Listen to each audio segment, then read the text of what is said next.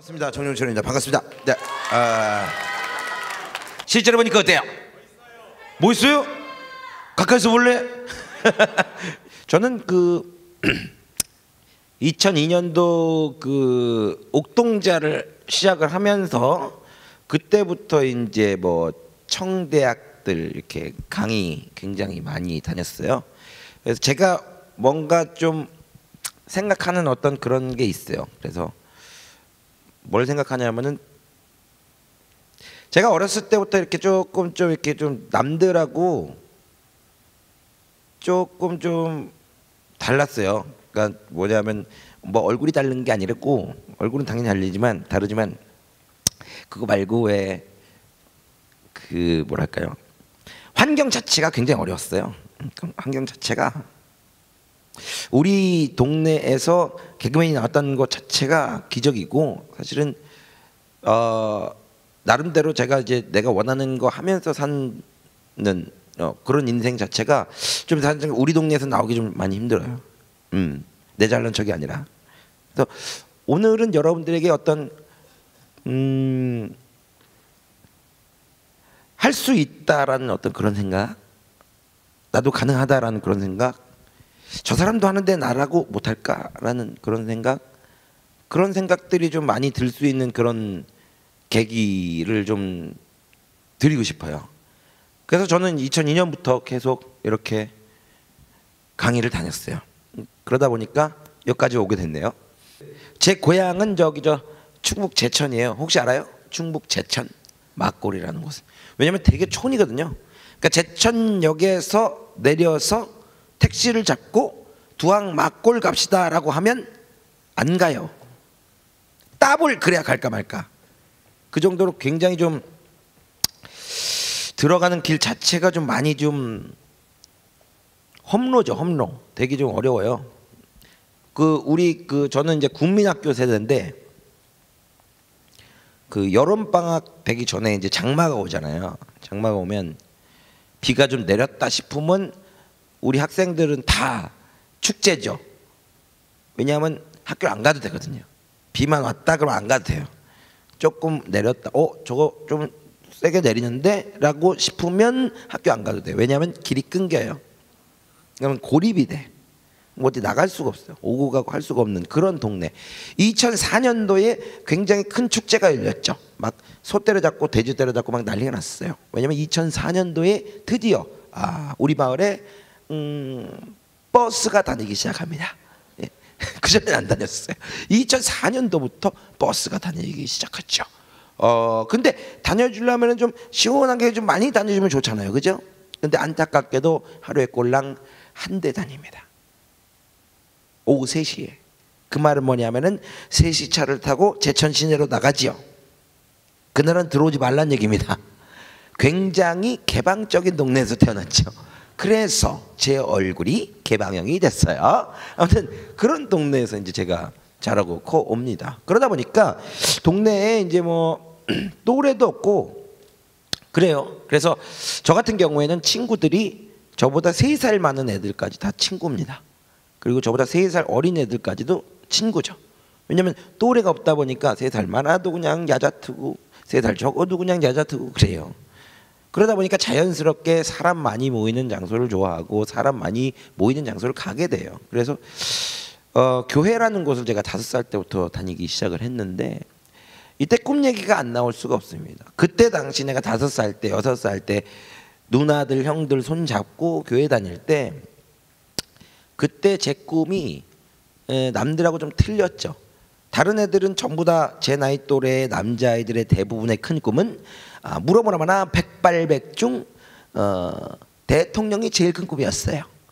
여자들은 미스 코리아가 제일 큰 꿈이었죠. 그때 이제 친구들이며 뭐든 다들 대통령이라고 이야기를 할 때 제 꿈은 조금 달랐습니다. 어렸을 때 꿈이 뭐였을까요? 저는 목사님이 되는 게 꿈이었어요. 그래서 나는 나중에 커서 꼭 목사님이 돼야지. 왜냐하면 목사님이 이 세상에서 제일 큰 부자인 줄 알았어요. 제일 큰 집에 살고 주일마다 맨날 간식 음료수를 공짜로 주는데, 그냥 목사님 돈인 줄 알았죠. 그래서 아, 목사님이 제일 부자로구나. 달란트 시장 이런 거 하죠. 그러면 뭐 나름대로 그게 곧 돈이에요. 뭐 교회 한 번쯤은 안 가본 사람 없잖아요. 뭐 예를 들면 뭐 전도하면 5달란트 주고 출석하면 3달란트 주고, 그러면 그거를 종이 쪽지 이렇게 3달란트 5달란트 써 있거든. 그걸 싹 모아가지고 그래가지고 나중에 달란트 시장을 교회에서 하면 뭐 예를 들면 학용품 같은 거 뭐 12달란트 15달란트 장난감 큰 거 막 무선 조종 자동차 뭐 이런 거 그런 거 막 한 300달란트 뭐 이러죠. 그러니까 달란트 갖고 돈인데 주머니에서 계속 달란트가 나오는 사람이 있어요. 목사님이잖아요. 그래서 아, 나는 꼭 커서 목사님이 돼야지. 난 그런 생각을 했어요. 그래서 나는 꼭 커서 목사님이 될 거야. 근데 세월이 흘러 중학생이 됩니다. 제가 중학교 2학년이 됐어요. 사춘기라는 게 찾아오죠. 신체의 변화가 일어납니다. 내 얼굴이 점점 더 커지고 여드름이 더 나기 시작하고 키가 더 이상 자라지 않습니다. 어느 날 어머니가 깨웁니다. 종철아, 일어나서 학교 가야지. 학교는 가야 되니까 일어나가지고 화장실에서 세수를 했죠. 그러다가 우연히 거울을 봅니다. 이 목사님들 얼굴이 아니었어요.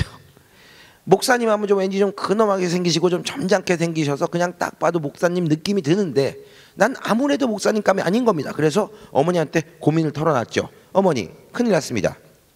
무슨 일이야? 저 아무래도 목사님 될 얼굴이 아닌 것 같아요 라고 진지하게 어머니께 말씀을 드렸어요. 그랬더니 어머니께서 진지하게 제 손을 콕 잡으시면서 그래, 그걸 이제 알았냐 라고 말씀을 하십니다. 굉장히 좀 큰 충격을 먹었죠. 그래서 내가 물어봤어요. 저 뭐 하면 될까요? 뭐 하면 좋을까요? 그러니까 중학교 2학년 때 이 귀동냥을 되게 많이 했어요.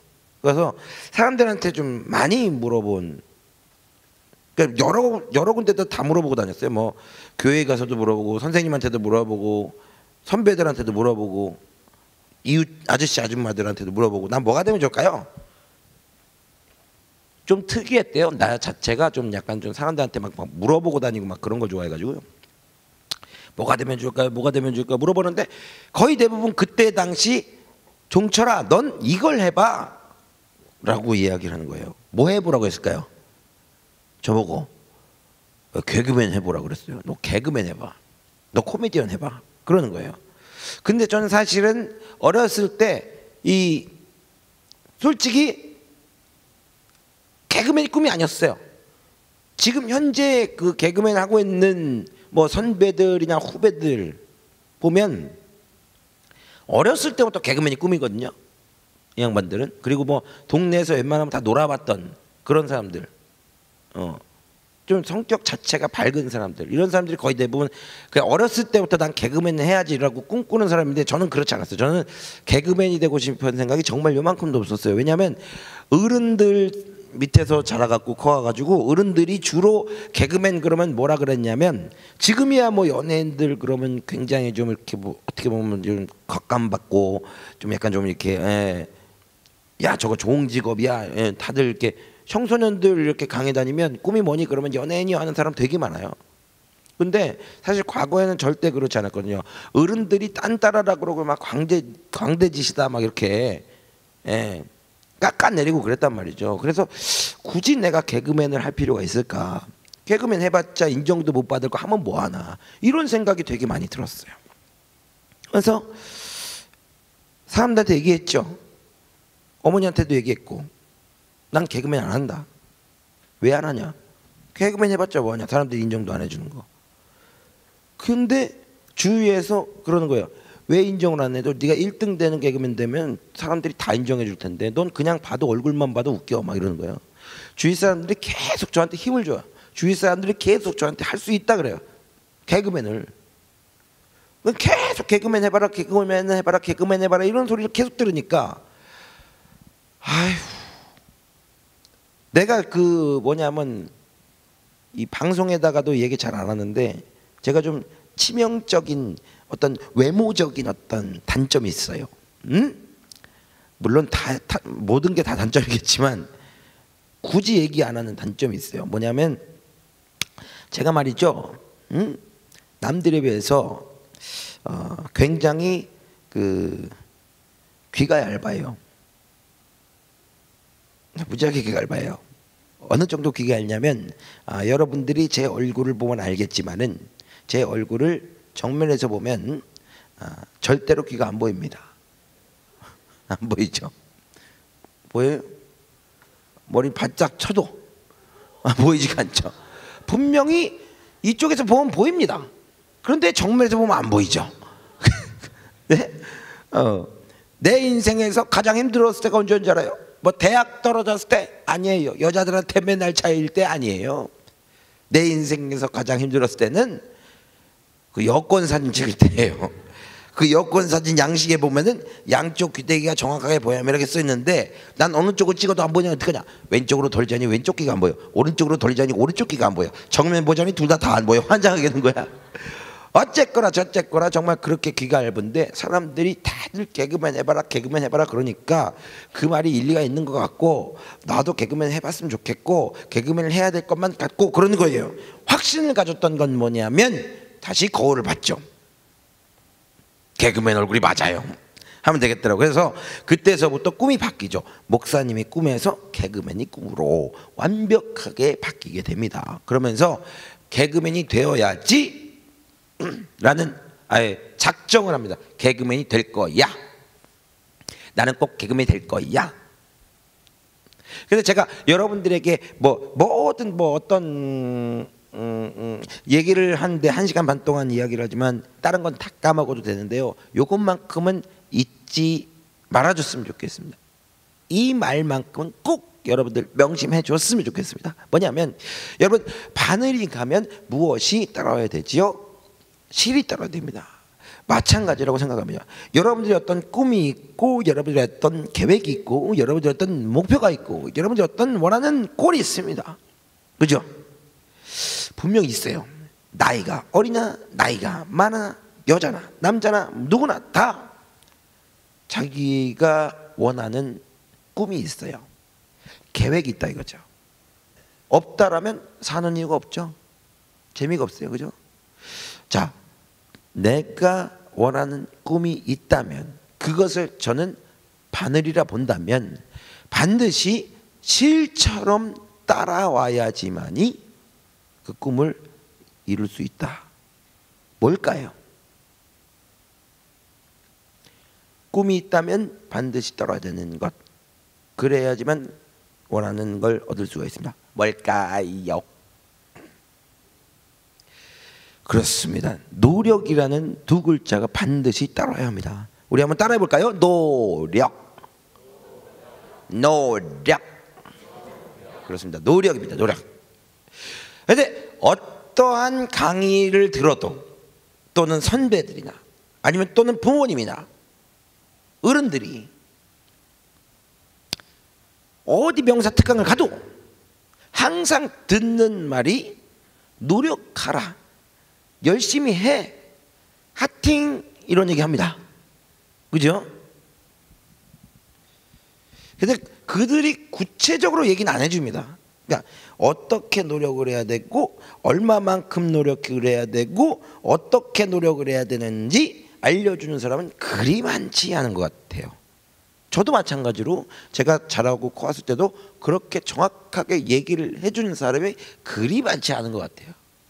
그래서 제가 여러분들에게 얘기를 해드리려고 온 겁니다.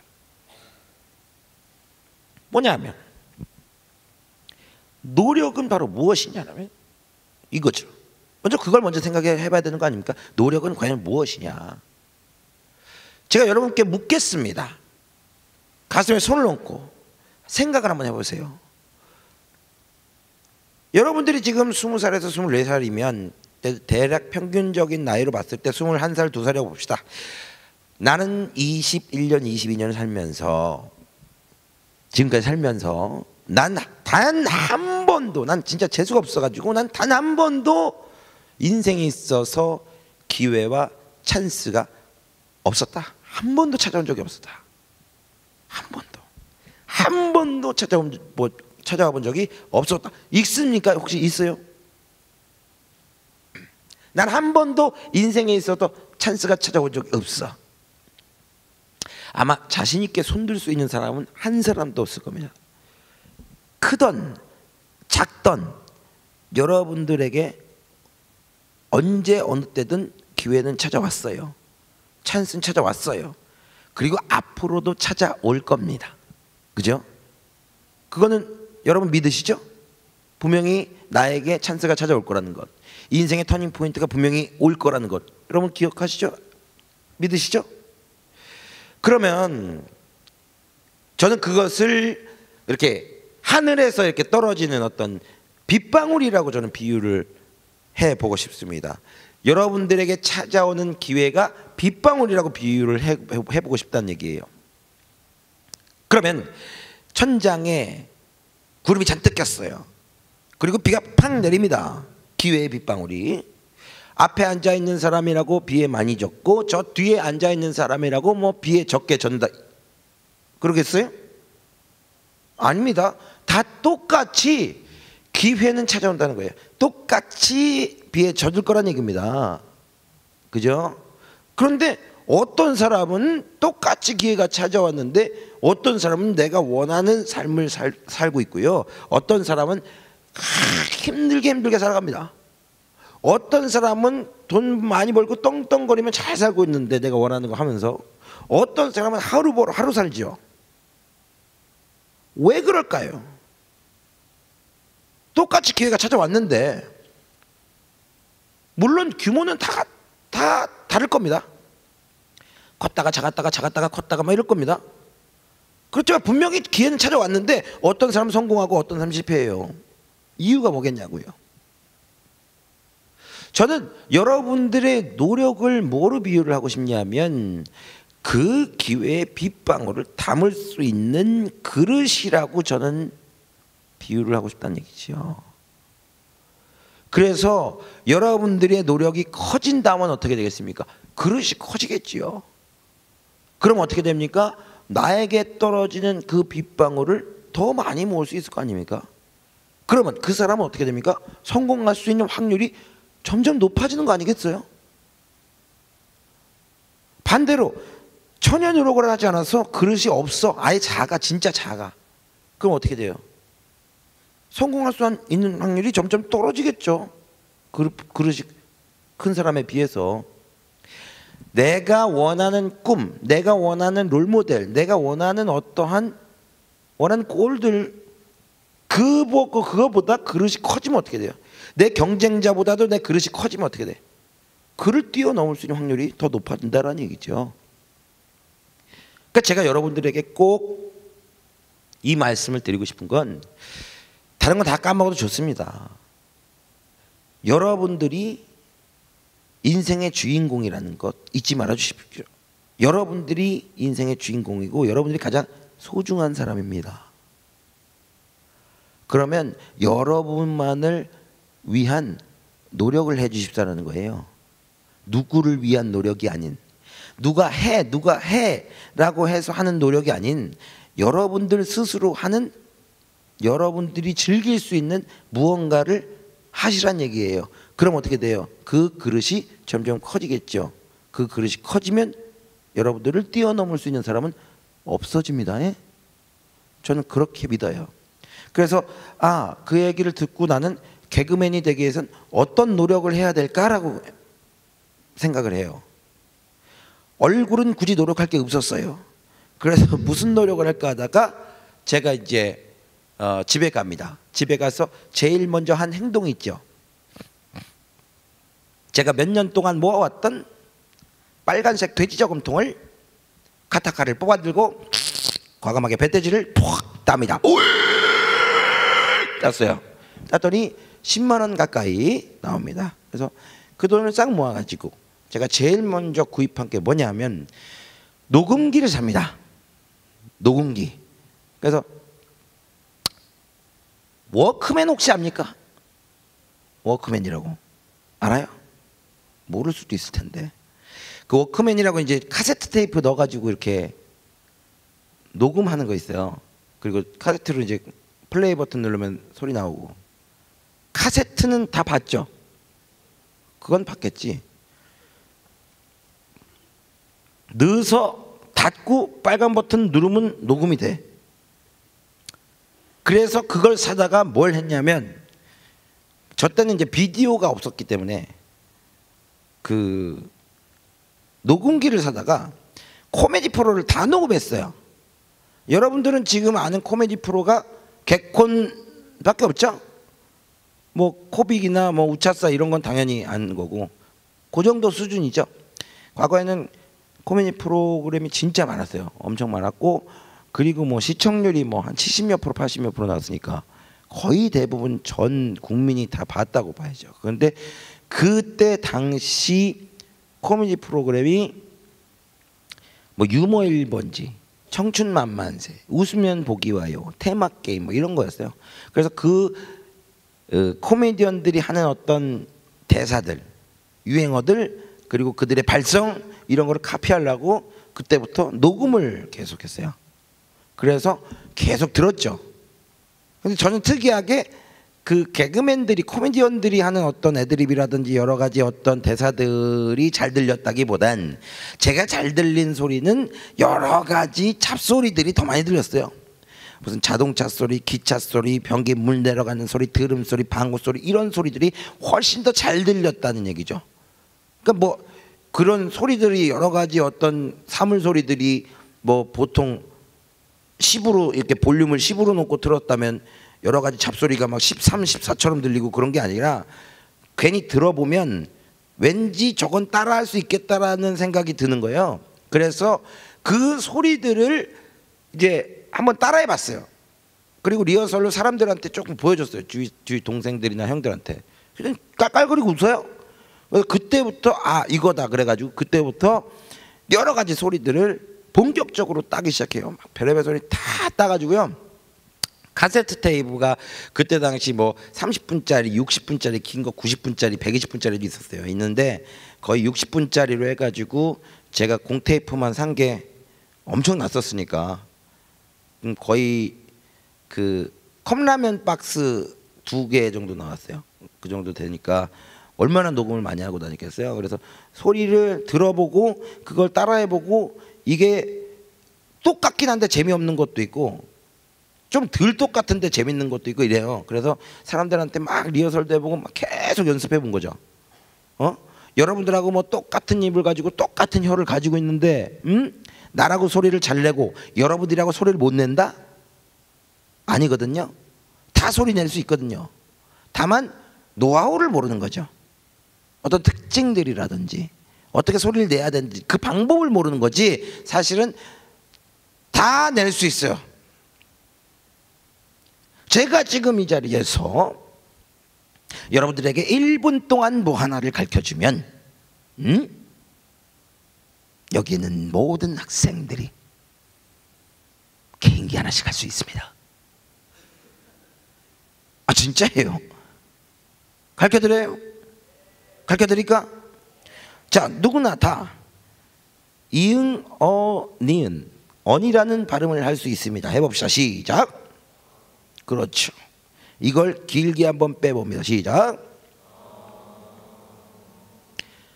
그렇죠. 그 상태에서 음을 낮춰보세요.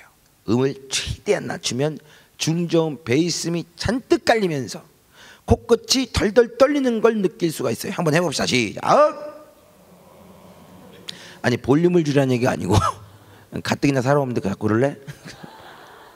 그게 아니고 음을 최대한 낮춰서 길게 빼보라고요. 어디가 떨리게? 코끝이 덜덜 떨리게. 한번 해봅시다. 뭐 약간 허밍 같은 느낌으로. 시작.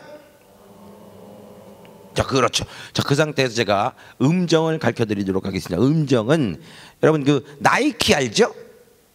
나이키가 어떻게 생겼어요? 나이키가. 자, 손가락으로 한번 그려봅니다. 손가락으로. 그렇지. 그렇지. 그렇지. 이렇게 생겼어요. 언이 이렇게 내려갔다가 딱 올라갑니다. 해봅시다. 시작. 그렇죠. 다시 한번. 그렇죠. 다시 한번. 그렇죠. 잘했어요. 여러분들이 지금 내신 소리가 어떤 소리냐? 핸드폰 진동 소리를 낸 겁니다. 아닌 것 같아요. 내가 그랬잖아요. 언니 내려갔다가 올라가라. 그죠? 그 대신 어디가 떨리게. 그렇죠. 코끝이 덜덜 떨리게. 그러니까 이 소리의 노하우는, 내려갔다 올라가는 것보다 더 중요한 노하우는 바로 코끝. 이 소리는 입으로 내는 소리가 아닙니다. 코로 내는 소리죠. 그러니까 이 소리는 마이크를 입에다 갖다 댈 필요가 없다는 얘기죠. 코에다 갖다 대면 됩니다. 그래서 이렇게 코에다 갖다 대고 언이 내려갔다 올라가면 핸드폰 진동 소리가 됩니다. 반드시 3번 이런 식으로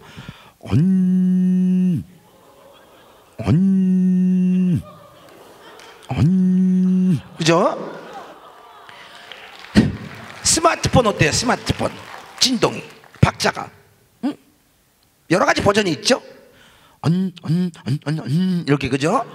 유리판 위에, 탁자 위에 올려놓으면 어떻게 진동이 좀 지랄 맞죠?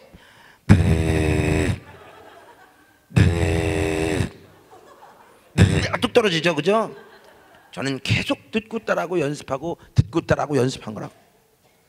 언제까지? 될 때까지. 따라해 볼까요? 될 때까지. 될 때까지. 그렇습니다. 될 때까지. 그 계속 연습한 거죠. 그리고 좀 약간 응용을 하죠. 진동도 이것만 계속하면 재미없으니까 여기다 조금 좀 응용을 해요. 오래된 핸드폰은 어떤 소리가 날까? 상상을 하는 거지. 약정이 다지난 핸드폰은 어떻게 될까? 진동이 힘들 거 아니야.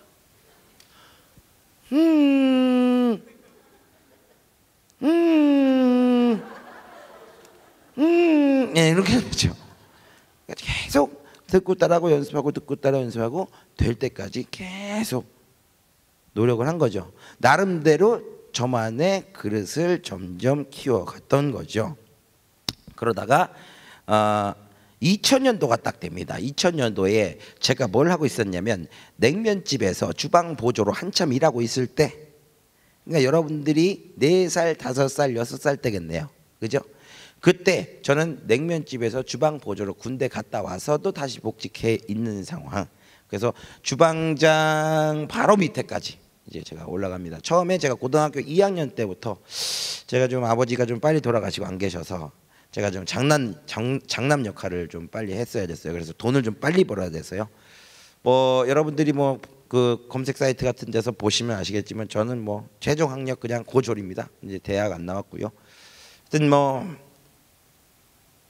여튼 고등학교 2학년 때부터 나는 돈을 벌어야 됐어요. 그래가지고 그때서부터 이제 주방 보조 일을 시작을 했죠. 원래는 알바로 시작을 하려고 했어요. 거의 대부분 이제 알바하죠. 고등학교 2학년 때 아르바이트. 솔직히 지금 아르바이트 구한다 그러면 여러분들 뭐 주로 이렇게 선호해요? 대충 편의점? PC방? 뭐 그런 거죠. 근데 저 어렸을 때는 편의점, PC방 아예 없었어요.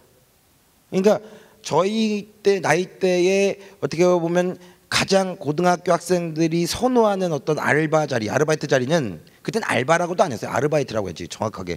아르바이트 자리는 거의 대부분 이런 거, 저 커피숍 같은 데나 아니면 경양식집이라고 알아요? 막 돈가스 팔고 이런데, 그런 데서 이렇게 서빙하는 거, 그게 어떻게 보면 최고의 알바였죠. 저도 홀서빙 하고 싶었어요. 안 시켜줘요. 그것도 좀 키도 좀 있고 좀 얼굴도 이쁘게 생겨야지 시켜주는 거더라고. 내가 그때 처음 알았어요. 내가 남들에 비해서 외모가 좀 떨어지게 생겼다는 걸 그때 처음 알았어요. 진짜로 저는 맹세하고요, 제가 남들에 비해서 못생겼다 뭐 이렇게 생각해 본 적이 정말 없습니다. 고등학교 때까지 내가 남들에 비해서 좀 떨어지게 생겼다라든지 내가 남들에 비해서 좀 못생겼다라든지 뭐 키가 작아서 고민이라든지 그런 거 전혀 없었어요. 그러니까 외모적인 컴플렉스가 저는 고등학교 2학년 3학년 때까지 없었어요. 진짜로요. 맹세합니다.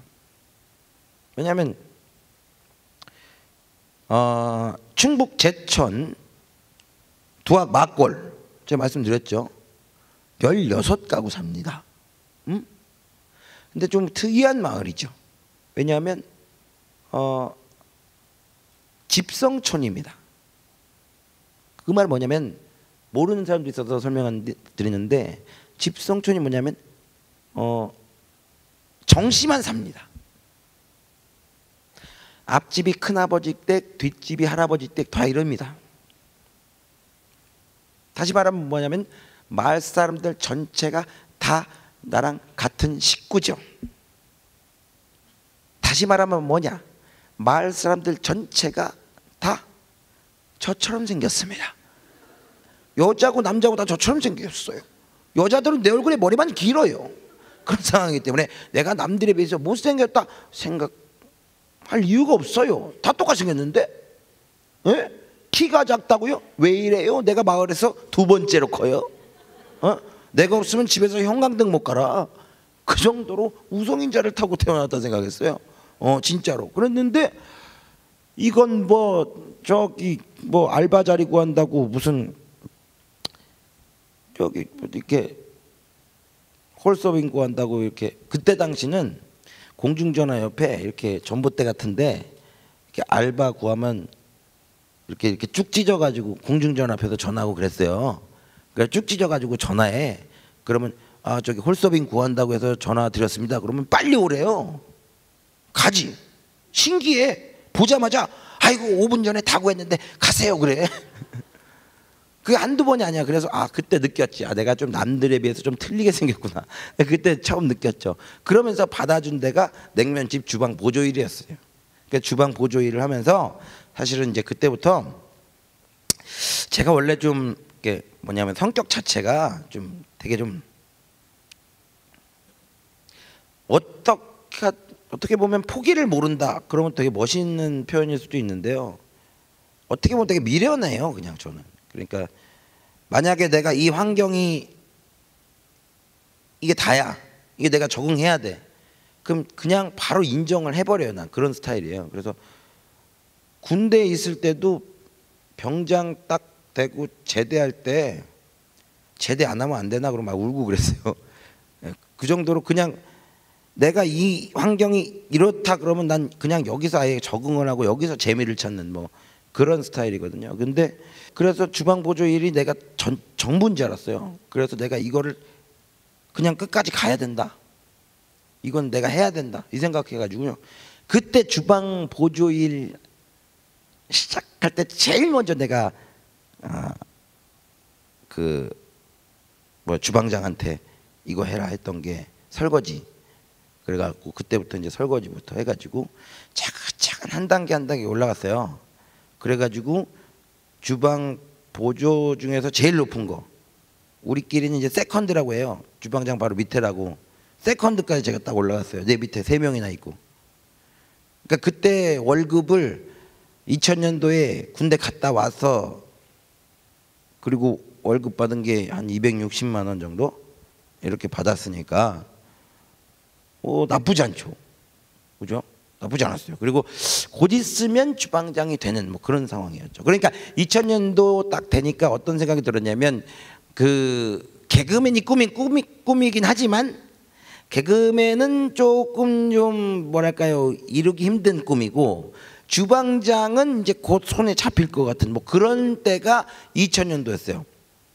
근데 냉면집에서 그 냉면김치가 똑 떨어져 가지고 야채집에 전화해 가지고 무 갖다 달라 그래 가지고 무 이만큼 쌓아놓고 파란색 그 큰 통 있죠, 거기다 놓고 채칼 가지고 막 밀고 있는데 밑에 놈들 3놈 달고 막 밀었는데 이게 단순 노동이라 심심해요.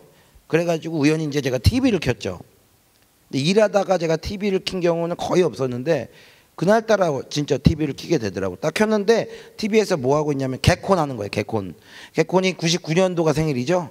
그래가지고 2000년도니까 그때 당시 이제 잘 나가는 개그맨이 심연섭, 뭐 백재현, 김영철 뭐 이런 사람들 잘 나갈 때였어요. 현섭이 형 알아요? 심연섭? 알아요? 그래도 안 해요. 심연섭 그 양반이 이제 개인기가 굉장히 많죠. 그때 뭐 했냐면 진짜로 여러분 말대로 현섭이 형이 추장 복장하고 나와가지고 빰빠야 가슴에 떨어져 이런 거 할 때, 근데 그때 개그 콘서트 딱 보고 이제 재밌다 재밌네 이랬는데 심현섭이라는 사람이 딱 튀어나오더니 갑자기 내가 지금서부터 너희들에게 개인기를 보여주겠다 그러니까 오 이러면 막 박수치고 그러는 거예요. 그래서 개인기 그러면서 개인기가 뭔 말이지 뭐 그랬어요. 그러니까 개인기란 말이 여러분들이 태어나고 나서 4살 5살 때 만들어진 말이에요. 원래 그전에는 개인기란 말을 안 썼어요. 어른들은 기억할 거예요. 개인기란 말 없었어요. 그전엔 장기라고 했어요. 그러다 개인기란 말을 심현섭이 만들었어요. 그 정도로 개인기가 많은 사람인데 심현섭이 개인기를 막 보여주는데 되게 재밌더라고. 근데 가만히 보니까 내가 어렸을 때부터 연습했던 개소리, 닭소리, 변기, 물 내려가는 소리, 트름소리, 방구소리가 그네들이 말하는 개인기 아닙니까? 그래서 내가 세봤어요. 심현섭 개인기를. 예? 내가 더 많아. 그러니까 어떤 생각이 들어요? 화가 나는 거예요. 저 양반은 저렇게 자기의 꿈을 펼치고 있는데 난 지금 뭘 하고 있는 거지? 라는 생각이 딱 들어요. 그렇지만 방법은 없어요. 왜? 난 고졸이니까. 왜냐하면 그때 당시는, 요즘에는 뭐 실력으로 인정받고 평가받는 그런 시대가 왔습니다만, 사실은 과거에는 개그맨 되려면 대학 개그제를 나와야 되지, 가수를 하려면 대학 가요제를 나와야 되지. 대학은 어느 정도 다녀야 이력서라도 내고 뭐 원서라도 내지, 고졸이 뭐 어떻게 할 수 있는 상황은 아니었단 말이죠, 그때 당시는. 그러니까 거의 생각을 접을 무렵이었는데 내가 할 수 있는 방법은 없으니까 이 생각을 해요. 언젠가 기회가 되면, 내가 옛날부터 어렸을 때 중학교 2학년 때부터 갈고 닦았던 이게 있으니까, 무기가 있으니, 전국 노래자랑이든 어디든 좋으니까 한 번만 우연이든 어떻게든 만나서 개인기 대결 한 번만 해봤으면 좋겠다. 써먹고 끝냈으면 좋겠는 거예요. 근데 그 생각을 딱 하자마자 저한테 여러분들에게 말씀드렸던 그 빗방울이, 그 기회가 딱 찾아오는데요. 뭐가 찾아오냐면 자막이 딱 지나가는 거예요. KBS에서 새 식구를 모집합니다. 개그맨 15기 공채 모집 했는데 뒤에 모집 요강 대한민국 성인 남녀 누구나 이렇게 써 있어요. 그러니까 뭔 말이냐면 나이도 보지 않고 기혼 미혼 뭐 보지도 않고, 그리고 결정적인 학력을 보지 않겠다. 그냥 웃기는 사람 뽑겠다, 이거 아닙니까? 그래서 그 자막 지나가자마자 소리쳤다니까, 가자 KBS로 그랬다니까. 소리를 빽 찌른 순간에 진짜 멍해지는 거예요. 막 손이 바닥이 막 차가워지고 소리 지르는 순간에, 가자 KBS로 라고 소리 지른 그 순간에 주방장이 국자로 내 머리를 때린 거예요. 왜 때려요? 그랬더니 자식아 가긴 어딜 가 그러면서 엄청나게 저한테 뭐라 그러는 거예요. 가지 말라고.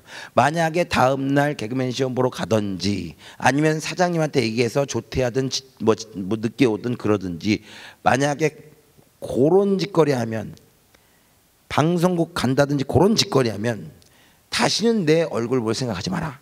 주방장이 그런 얘기를 했어요. 그러니까 뭐 솔직히 그도 인정할 만한 게, 저 아무것도 아니었잖아요. 고등학교 학생이 기술도 없고 아무것도 없는 애가 그냥 와가지고 걔 받아줘가지고 설거지부터 시작해가지고 차근차근 가르쳐서 이제 좀 쓸만해지니까 개그맨 되겠다고 나가버리면 이 양반은 새로운 놈 다시 키워야 되잖아. 그러니까 엄청나게 반대했어요.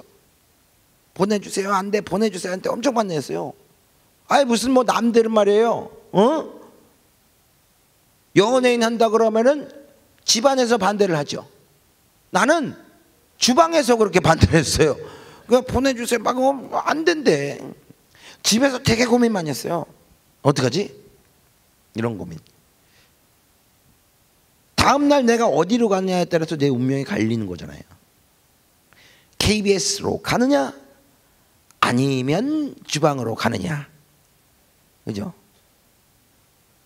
여러분들도 살면서 크고 작은 어떤 인생의 갈림길들이 굉장히 많이 찾아왔었을걸요, 그죠? 그리고 앞으로도 찾아올 겁니다. 한마디로 뭐 중3들 막 고등학교 갈 때 뭐 인문계 가냐 실업계 가냐부터 뭐 이과 가냐 문과 가냐부터 여러 가지 어떤 그런 갈림길들 나오잖아요, 그죠? 계속 찾아온다니까. 어떤 선택을 하셨던 간에 그 선택이 실패를 했던 성공을 했던 간에 여러분들은 잘 살고 있는 거예요. 여기 있으니까. 그죠? 근데 저는 그래요. 누구에게나 다 찾아오는 어떤 인생의 갈림길이지만 그 인생의 갈림길을 선택한다는 것만큼은 정말 어렵죠. 왜 선택하는 게 어렵냐면 성공할 수 있는 확률이 반반이니까, 50대 50이니까 선택을 못하죠. 그럼 여러분들은 어떻게 선택하냐는 거죠. 그냥 뭐 부모님이 말한 대로, 혹은 뭐 주위 사람들이 얘기한 대로, 아니면 좀 고민 좀 했다가 좀 확률이 좀 있는 대로.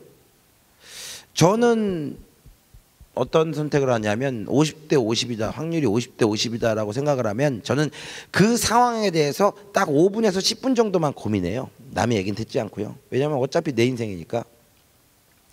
5분에서 10분 정도 딱 생각을 하고요. 그러고 나서 그래도 50대 50이에요. 그러면 저는 나머지 시간은 이거를 생각할 수 없을 정도로 좋아하는 일을 하면서 보내버립니다.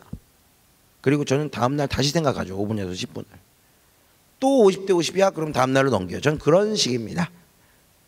그러다 보면 51대 49 되는 순간이 있어요. 괜히 그냥 다 똑같은 것 같은데 이쪽 길이 은근 끌려. 저는 그러면 이쪽 길을 선택하는 거죠. 저만의 방법이에요. 근데 이렇게 되묻는 사람이 있어요.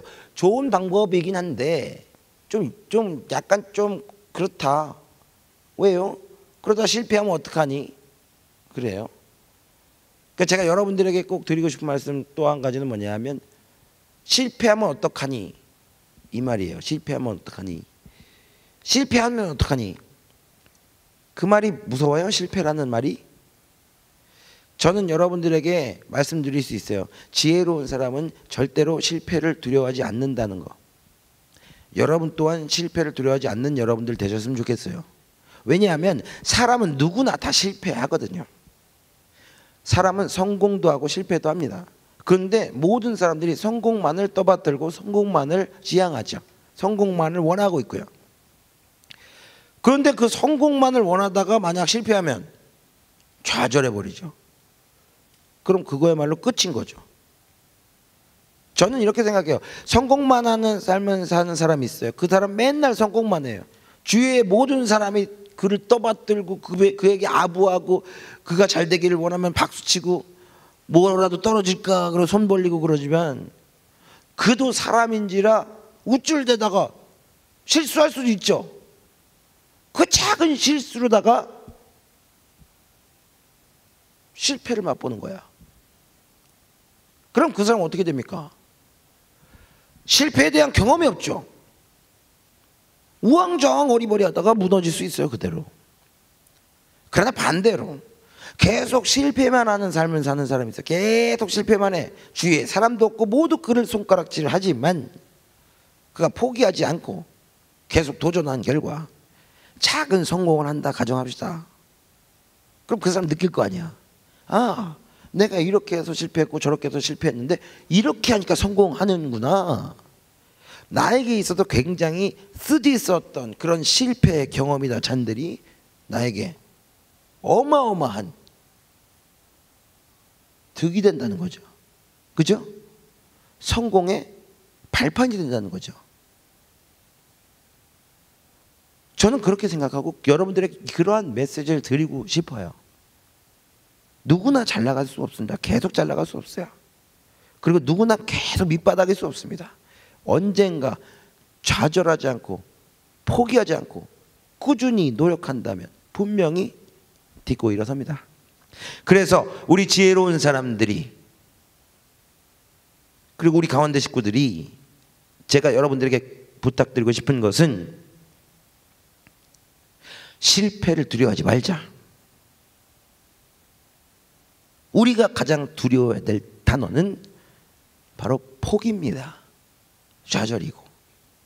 그 두 가지만 안 한다면, 그리고 계속 꾸준하다면 분명히 일어설 수 있고 분명히 리더가 될 수 있습니다. 그런 생각들을 여러분들이 가지시는 오늘이 되셨으면 좋겠어요. 결국에 저도 제 이야기로 돌아가자면 고민 많이 했죠. 냉면집으로 가느냐 아니면 KBS로 가느냐.